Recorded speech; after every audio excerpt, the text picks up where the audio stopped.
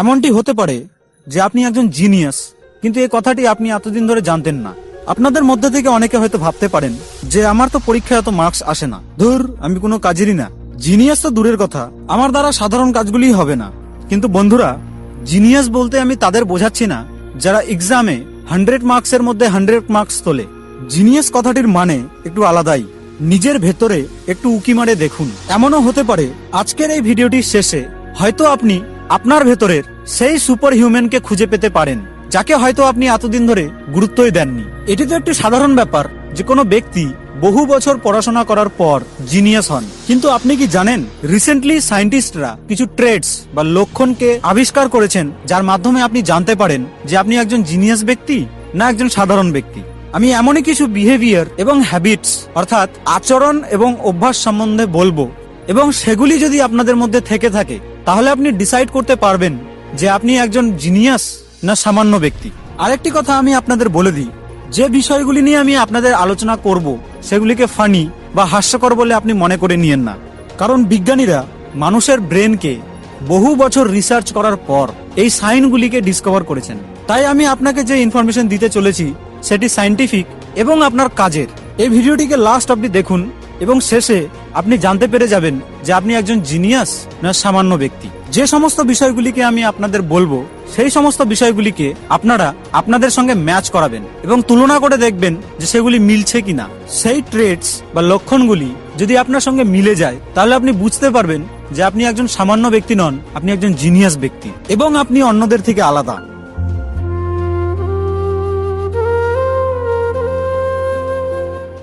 Number 10, staying up late, অর্থাৎ রাত্রিবেলায় অনেকক্ষণ ধরে জেগে থাকা। জিনিয়াসের মাইন্ড সবসময় কিছু না কিছু নতুন করতে চায়, আর এই কারণের জন্যই রাত্রিবেলায় দেরিতে, আর দেরিতে বলতে আমি বোঝাতে চেয়েছি সকলের থেকে দেরিতে ঘুমানোর অভ্যাস আছে। আর এমনটি যদি আপনার সঙ্গে ঘটে থাকে তাহলে কংগ্রাচুলেশনস, কারণ আপনি জিনিয়াসদের তালিকার মধ্যে পড়েন। জিনিয়াসেরা গভীর রাত অবধি এই কারণেই জাগে কারণ তাদের নলেজ এবং ইনফরমেশনের প্রচুর খিদে, আর এই খিদেগুলিকে দূর করার জন্যই জিনিয়াসেরা গভীর রাত অবধি জাগে। কারণ রাত্রির সময়টা তাদের কাছে একটি এমন সময় যে সময় তারা শান্তিপূর্ণভাবে ভাবতে পারে কোনো কিছু, আর এই কারণের জন্যই জিনিয়াসেরা ইনসোমনিয়া অর্থাৎ ঘুম না আসার অসুখে ভুক্তভোগী হয়ে থাকে। আর এই ইনসোমনিয়ায় ভুক্তভোগী জিনিয়াসদের কথা আপনি ইতিহাসে পেয়ে যাবেন।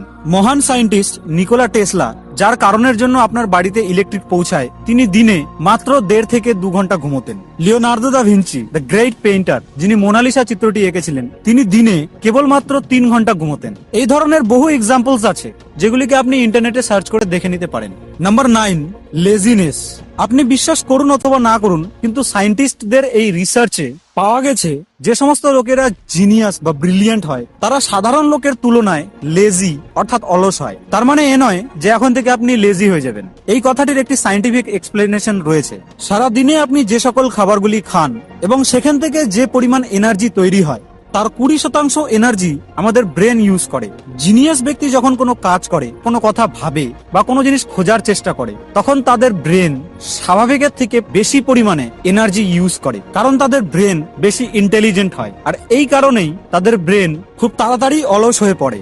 জিনিয়াসদের লেজি হওয়ার পেছনে আরো একটি কথা রয়েছে, সেটি হলো তারা সকল কাজকে শর্টকাট ভাবে করার চেষ্টা করে, সেই লেজিনেসের কারণে। আর এই কারণের জন্যই আমরা টেকনোলজিতে এত অ্যাডভান্স হতে পেরেছি। সেই লেজি জিনিয়াসরাই টেকনোলজিকে আরো উন্নত করলেন। তারা বিভিন্ন কাজগুলিকে সহজভাবে করার মাধ্যম খুঁজে বের করলেন। যেমন মনে করুন টিভি রিমোট। টিভিকে টিউনিং করার জন্য আপনাকে যাতে টিভির কাছে যেতে না হয় তার জন্য আবিষ্কার করা হলো রিমোটের। তার মানে এ নয় যে ভিডিওটি দেখার পর থেকে আপনি লেজি হয়ে যাবেন। আমি শুধুমাত্র সায়েন্টিস্টদের কথাই আপনাদেরকে জানাচ্ছি। Number 8, addiction for something. দেখুন, কোন জিনিসের প্রতি যখন আমাদের অ্যাডিকশন বা নেশা হয় সেটি একটি কেমিক্যালের কারণে হয়ে থাকে, যার নাম হলো ডোপামিন। এবং যারা জিনিয়াস হন তাদের ব্রেন অন্যদের ব্রেনের থেকে বেশি পাওয়ারফুল হয় এবং তাদের ডোপামিন সেন্সিটিভিটি খুব হাই মাত্রায় হয়ে থাকে, অর্থাৎ তাদের মস্তিষ্ক বা ব্রেন সবসময় হাই থাকতে চায়, অর্থাৎ উঁচুতে থাকতে চায়। আর এটার কারণেই তাদের কিছু না কিছুর উপর অ্যাডিকশন বা নেশা থাকে। কম্পিউটার গেমের অ্যাডিকশন, মোবাইল ফোনের অ্যাডিকশন, যে কোনো ধরনের অ্যাডিকশন হতে পারে। দেখুন, আমি তো জানি না যে আমি একজন জিনিয়াস না সাধারণ ব্যক্তি, কিন্তু আমার একটি অ্যাডিকশন আছে, যা হলো আপনাদের জন্য ভিডিও তৈরি করা। Number 7, less social. কম সোশ্যাল হওয়া, লোকের সঙ্গে কম কথাবার্তা বলা অথবা লোকের সঙ্গে মেলামেশা কম করা, এগুলি কিন্তু এক ধরনের নেগেটিভ জিনিস। আর এই নেগেটিভিটিগুলি সেই সমস্ত লোকেদের মধ্যে পাওয়া যায় যাদের ব্রেন কমপ্লেক্স এবং ইন্টেলিজেন্ট হয়।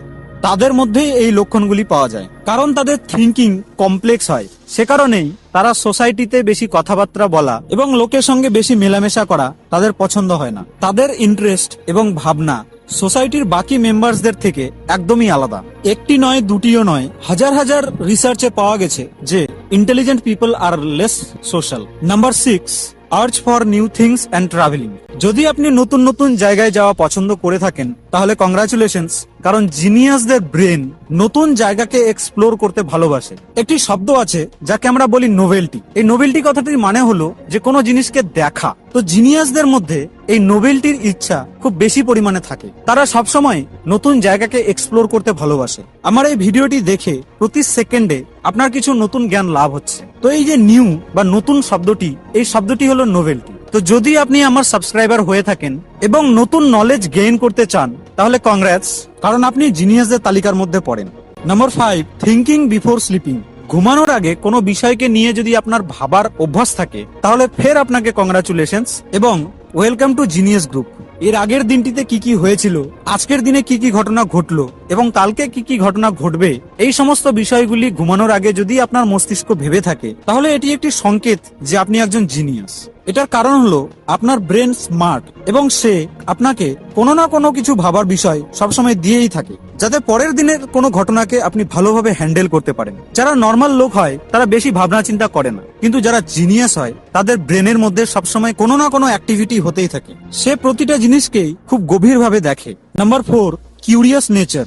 একজন জিনিয়াস সবসময় কিউরিয়াস হয়। কিউরিয়াসিটি কথাটির মানে হলো কোনো জিনিসকে জানার ইচ্ছা। নর্মাল লোকেদের মধ্যে নর্মাল কিউরিয়াসিটি থাকে, কিন্তু যারা জিনিয়াস তাদের কিউরিয়াসিটি অনেক হাই লেভেলের হয়। যদি আপনার মধ্যে কোনো জিনিসকে জানার উৎসুকতা থাকে তাহলে এটি জিনিয়াসের লক্ষণ। কোনো জিনিসকে জানার ইচ্ছা যদি বাকিদের থেকে আপনার বেশি হয়ে থাকে তাহলে আপনার ব্রেনের নিউরনের ঘনত্ব বাকিদের ব্রেনের থেকে অনেক বেশি হয়। আর এই কারণের জন্যই সমস্ত জিনিসকে আপনার জানার খুব গভীর ইচ্ছে থাকে। Number 3, talking to yourself. হ্যাঁ, আপনি ঠিক শুনেছেন, জিনিয়াসেরা নিজেদের সঙ্গে কথা বলতে ভালোবাসে এবং এই একা একা নিজের সঙ্গে কথা বলাটি খুব স্পেশাল জিনিস। এই ক্ষমতা সকলের মধ্যে থাকে না। তো যদি আপনি একজন জিনিয়াস হয়ে থাকেন তাহলে আপনি কোনো জিনিসকে গভীরভাবে ভাবেন, সেটিকে বোঝার চেষ্টা করেন এবং মাঝে মাঝে নিজের সঙ্গে কথা বলেন। Number 2, blue eyes.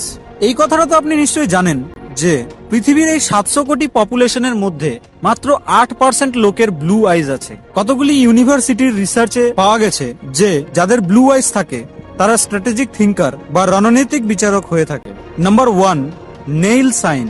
যদি আপনার আঙুলে, হ্যাঁ আমি অন্য কিছু জিনিসের কথা বলছি না, আমি আপনার আঙুলের কথা বলছি, তো যদি আপনার ডান আঙুলে এই ধরনের চিহ্ন থেকে থাকে তাহলে আপনার ইন্টেলিজেন্সি অনেক হাই। বুড়ো আঙুলের এই সাদা দাগ যত গভীর হবে তার মানে আপনি তত লজিক্যাল।